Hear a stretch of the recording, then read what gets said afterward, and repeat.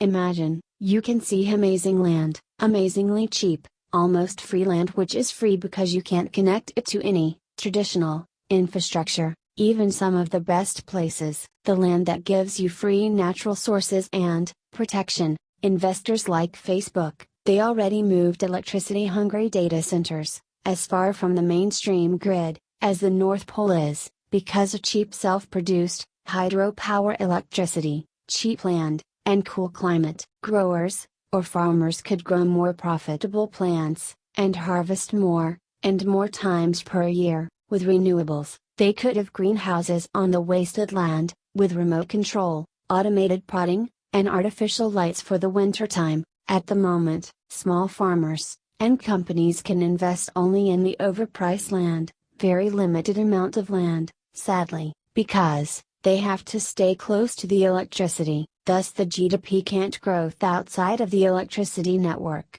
With renewables, you don't need to waste the money spend in all the miles of electricity network that connects distant farms. For distant areas, the network can come much more expensive. Much more than renewables, usually. When people compare the cost of produced energy, so, they don't include the cost of the network. The mainstream network is too costly if you want to try to cover all the country. But flexible renewables, amazing renewables can be built totally anywhere. That's not a choice.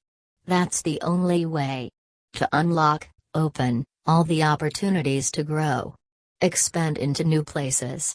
All wasted. Feel free to visit Constructive Way.